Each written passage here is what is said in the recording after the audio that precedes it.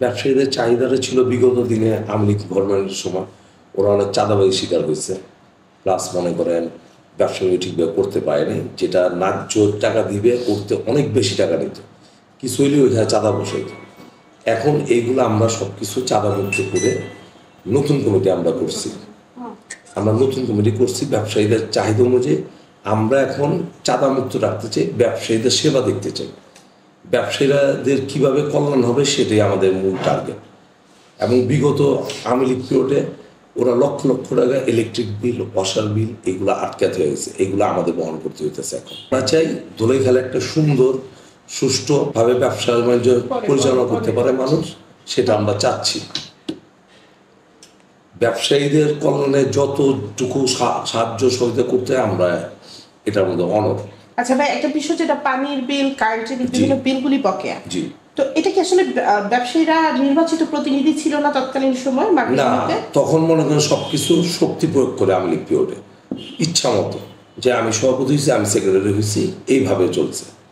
এখন অনেক টাকা, অনেক লক্ষ লক্ষ টাকা ইলেকট্রিক বিল, গত মাসে আমরা আমাদের পকেট থেকে আমরা 1 লক্ষ টাকা বকেয়া শোধ করছি। তারপর আমরা সময় নিয়ে আসছি যে আমরা রিসেন্ট এইগুলো আমরা সমাধান করব। তৎকালীন সময় কারা নিয়ন্ত্রণ করতেন? এগুলো আলোর সালোয়ার আসলে আলোর কাউন্সিলরের লোকজন আর কি নিয়ন্ত্রণ করতে এগুলো। আরেকটা বিষয়, আমরা এখানে আছি লায়ন্স ক্লাব। জি, তৎকালীন সময় কিছু নোংরা ইস্যুর কারণে জি, ক্লাবগুলি আসলে বাংলাদেশের জনগণ বা ঢাকাবাসী যারা আছে তাদের কাছে তাদের সন্তানদের জন্য কিন্তু বেস্ট জায়গা ছিল না। জি, যেখানে অনেক পরিবার কিন্তু খুশি মনে ক্লাবের স্টুডেন্টদের তাদের বাচ্চাদের ভর্তি করে। জি। তো সেক্ষেত্রে লায়ন্স ক্লাবটিকে আসলে কেমন ক্লাব হিসাবে, জুনিয়র লায়ন্স ক্লাব যেটি, এটাকে আসলে কেমন ভাবে আপনার এই পুরাতন নারিন্দাবাসীর কাছে তুলে ধরতে চান? আমি চাচ্ছি বিগত দিনে লায়ন্স ক্লাবের ঢাকা শহরে একটা নাম ডাক আছে, মানে সামাজিক অরাজনৈতিক সংগঠন এটা।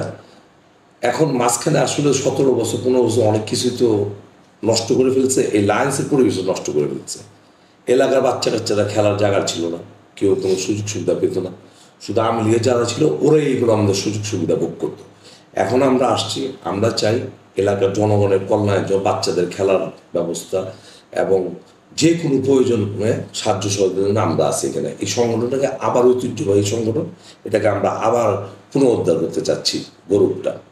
কেন বিগত দিনে এই কাজটি করেন নাই? এত অনিয়মের ক্ষেত্রে সচেতন নাগরিক হিসেবে কেন করতে আমরা পারেন? শাস্তি পাইনি এলাকা, আমাদের তো পুলিশ দিয়ে মামলা দিয়ে হয়রানি করছে, আমরা এলাকায় ছিলাম না।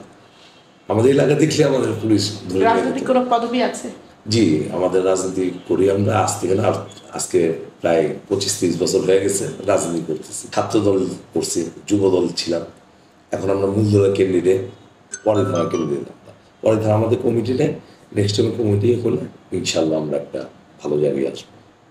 27 নিয়ে কি চিন্তা ভাবনা আছে? কেমন নেতৃত্ব চান? আমরা চাই 27 তো বিগত দিনে সবই জুলুম, চাঁদাবাজি, লুটপাট হয়েছে। আমরা চাই হামিদুর রহমান হামিদ ভাই নির্বাহী কমিটির অন্যতম সদস্য, ওনাকে আমরা দেখতে চাই। এবং 7 আসন 6 আসন সব জায়গার লোকই চাই হামিদ ভাই, অন্তত পুরান ঢাকার লোক চাচ্ছে যে হামিদ ভাই 7 আসনে উনি সংসদ সদস্য হিসেবে নির্বাচিত হন। আপনার মার্কেটটা কত আসলে? আমাদের 6 আসনে। তারপর কেন 7 আসনে হামিদ সাহেবকে চাচ্ছেন? হামিদ সাহেবকে চাচ্ছে কারণ বিগত দিনে ওই দিকের 7 আসনের লোকজন চাঁদাবাজির শিকার ছিল ব্যবসায়ীরা। এখন সকল ব্যবসায়ী এবং সাধারণ লোকজন হামিদ ভাইকে চাচ্ছে, কারণ হামিদ ভাই চাঁদাবাজ, উনি ব্যবসায়ী মানুষ, উনি দলের জন্য সাধারণ লোকের জন্য সাহায্য সহযোগিতা যত রকম মানে সাহায্য করতে সহযোগিতা উনি করে। আর 6-এর ক্ষেত্রে? 6-এর ক্ষেত্রে আমাদের এখানে আমাদের সাবেক মেয়র সাদেক খোকা ভাইয়ের ছেলে ইঞ্জিনিয়ার ইসাক সাহেব আছে, ওনাকে আমরা দেখতে চাই। আমরা চাই এলাকাবাসী সব কাজে যেন আমরা বিপদ আপদে থাকতে পারি পাশে, এটি আমরা চাই। এলাকাটা আমরা সুন্দর একটা ওয়ার্ড গঠন করতে চাই, সবার সাহায্য সহযোগিতা। আর ব্যবসায়ীদের পাশে আমরা যে চাঁদামুক্ত রাখতে চাই আমরা, আমাদের কোনো সন্ত্রাসের কোনো জায়গা হবে না এবং চাঁদাবাজের কোনো জায়গা হবে না। এটা হলো আমার লাস্ট মেসেজ।